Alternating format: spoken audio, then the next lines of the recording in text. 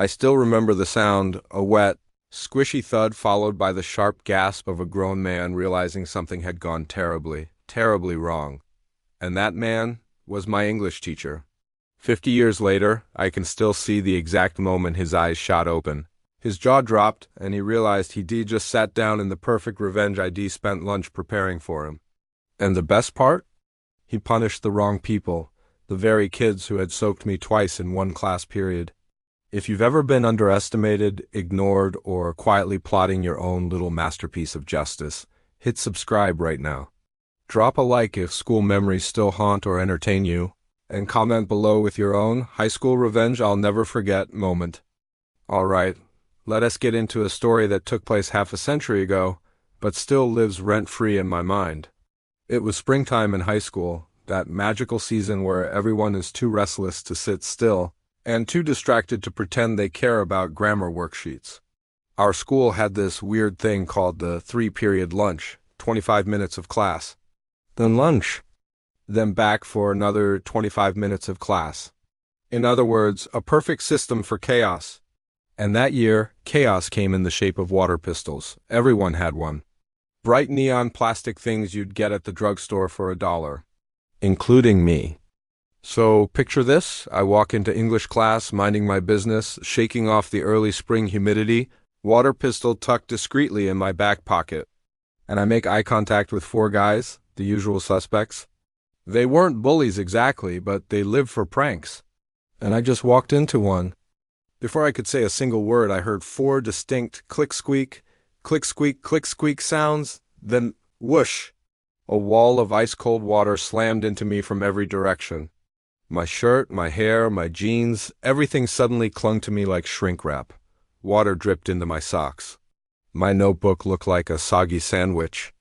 And there they were, the 4 geniuses, laughing so hard one of them nearly fell out of his seat. And the teacher? My English teacher, he didn't even look up, not a flinch. Not a raised eyebrow, not a hey, stop that, just nothing. He sat at his desk grading papers like watching a student get ambushed by a firing squad of super soakers was the most normal thing in the world. That silence, that deliberate, dismissive silence, burned more than the prank. Because in that moment, those 4 guys weren't the only ones soaking me. The teacher had basically said, "You don't matter enough to protect." Not even a little, that feeling sticks with you. When class finally ended for lunch, the whole room emptied out in a rush of chatter and leftover giggles. Everyone left. But 2 minutes later, I came back, still soaked, still dripping, and still furious, not loudly, not dramatically, but the quiet, calculating kind of furious that builds plans instead of outbursts. Our English teacher kept an old wooden chair behind his desk. Dark brown, the kind that creaked when he sat. And the seat had these deep scalloped grooves carved in for ergonomic comfort. Basically, 2 perfect little bowls for his butt cheeks. I stood there staring at that chair, water squishing in my sneakers, and something inside me clicked. Slowly, stealthily, I took out my water pistol, unscrewed the refill cap, and poured every last drop into the left cheek of the chair. The wood darkened instantly. Then I left, refilled, returned, and filled the right cheek. By the time I finished, that chair looked dry. The water had seeped perfectly into the wood, sitting invisibly in the grooves like a trapdoor waiting to spring shut. And that's when the revenge didn't just feel justified. It felt beautifully poetic. He ignored me being soaked? Fine, let's see how he enjoys the experience. As the end of lunch approached, I didn't just return to class. I made sure to intercept the teacher on his way back. I walked beside him the entire way like a loyal escort. Why? Simple. I needed to make sure he went straight to that chair. No detours, no distractions. No chance for anyone else to sit there first. He made small talk, something about upcoming essays, but I barely heard him. All I could focus on was the chair waiting like a loaded mousetrap. We walked into the room together.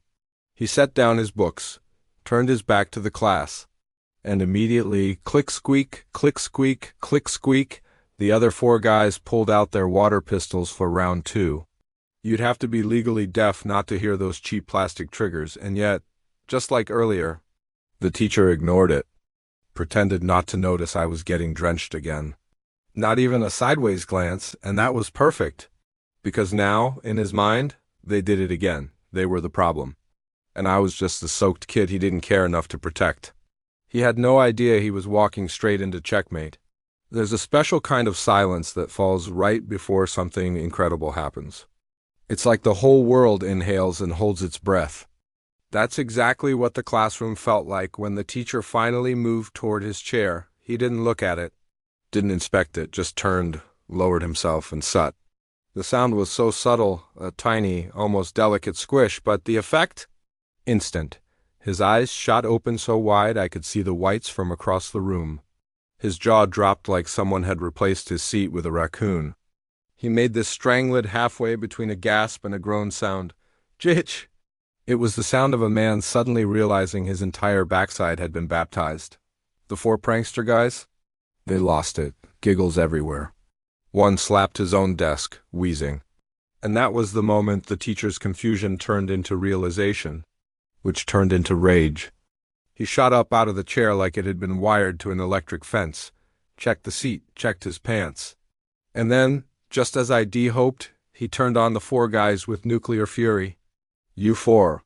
Principal's office, now. He grabbed them by the arms, dragged them out, and vanished down the hallway like a furious wet tornado. And me, standing there completely silent, soaked again? I felt something I had been denied all day. Justice, balance, peace. It wasn't a big revenge. Not life-changing. Not destructive, but it was perfect, it was poetic, and it was mine. I wish I could tell you the teacher apologized, or learned some profound lesson, or started treating students better. But life isn't always tidy. What I can tell you is this: those four guys got a month of detention. The teacher never found out what really happened. And to this day, half a century later, I can still see the exact expression on his face the moment his backside met that water-soaked wooden chair. Pure, unfiltered, karma. Revenge doesn't always have to be grand or dramatic. Sometimes it's the small, perfectly timed moments, the ones that restore your dignity, your power, your sense of fairness, that stay with you the longest. And in high school, where everything feels amplified, even a tiny victory can last a lifetime.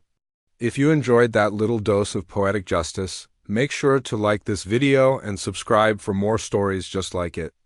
Drop a comment sharing the funniest or most satisfying revenge you ever witnessed in school. I read every one. And share this video with someone who could use a laugh or a reminder that karma always finds its way. Thanks for watching, and remember, sometimes the best revenge is just a well-timed water pistol.